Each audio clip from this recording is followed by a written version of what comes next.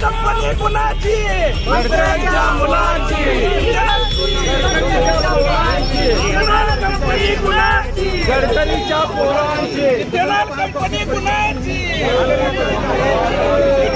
Company कुणाची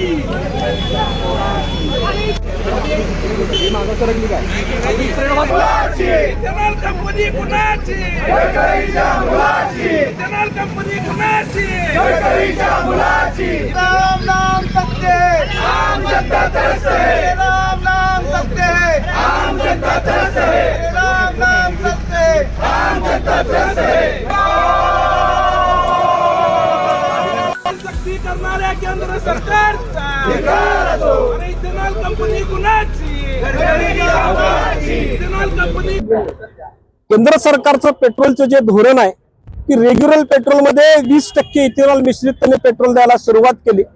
पहिल्या टप्प्यामध्ये लोकांच्या लक्षात आलं नाही, पण आता सातत्याने जाणवतंय की E20 पेट्रोल वापरल्यामुळे बहुतांशी बऱ्याच गाड्यांचं ॲव्हरेज कमी पडायला सुरुवात झालेली आहे, गाड्यांचा मेंटेनन्स निघायला सुरुवात झालेली आहे आणि ही कुठेतरी या गोष्टीची सरकारने दखल घ्यावी, हा लोकांचा असंतोष सरकारने दखलीत घ्यावा म्हणून आम्ही आज प्रतिकात्मक गाडीची अंत्ययात्रा या कलेक्टरच्या दारामध्ये घेऊन आलेला आहे। या निमित्ताने मला सरकारला सांगायचं आहे की तुम्ही एका बाजूला 20% इथेनॉल या पेट्रोलमध्ये तुम्ही मिसळलं, पण तुम्ही रेटमध्ये काही फरक केलेला नाही, तुम्ही कस्टमरला चॉईस दिलेला नाही, कारण बऱ्याच लोकांच्या गाड्या जुन्या आहेत आणि त्याला हे 20% इथेनॉल मिश्रित पेट्रोल सूट होऊ शकत नाही, गाडी व्यवस्थित चालू शकत नाही। लोकांच्यासाठी ऑप्शन असायला पाहिजे रेग्युलर पेट्रोल आणि E20 पेट्रोल, तर एक वेळ आम्ही समजून घेतलं असतं, पण हे फक्त लुटण्याचंच काम आहे।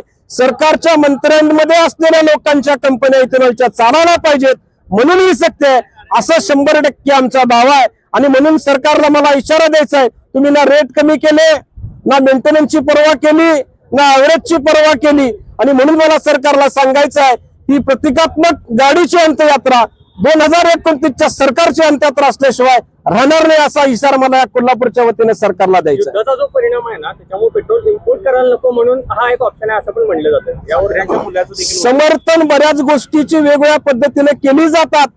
नीटचे पेपर फुटले त्याच्यावर समर्थन केले जाते, महाराष्ट्रामध्ये पेपर फुटले त्याच्यावर समर्थन केले जाते, स्वतःच्या फॅक्टऱ्या चालवायचे म्हणून वेगवेगळ्या पद्धतीने समर्थन केले जाते।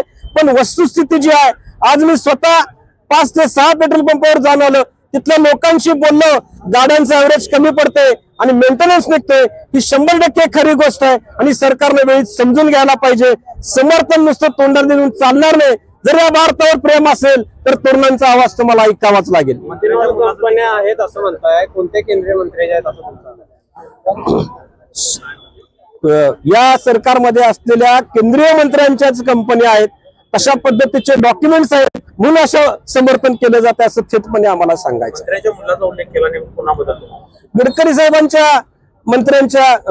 साहेबांच्याच मुलाच्या इथेनॉलच्या कंपन्या आहेत आणि म्हणून सरकारवर प्रेशर केलं जात आहे का नाही याच्यावर SIT बसवली जात, SIT बसवा, तुम्हाला खऱ्याचं खरं आणि खोट्याचं खोटं समजून। या संदर्भात सोशल मीडियावर कोण व्यक्त झालं तर त्यांच्यावर कारवाई देखील करण्याचे भारताला स्वातंत्र्य मिळवण्यासाठी 5 लाख स्वातंत्र्य सैनिकांनी जीवदान दिलं, भारताची सिस्टीम सुधारण्यासाठी अनेक जण आंदोलन करतायत, जेलभरो करतायत, याच्यामध्ये आमचाही नंबर आहे, त्यामुळे अशा कारवायांना आम्ही घाबरत नाही।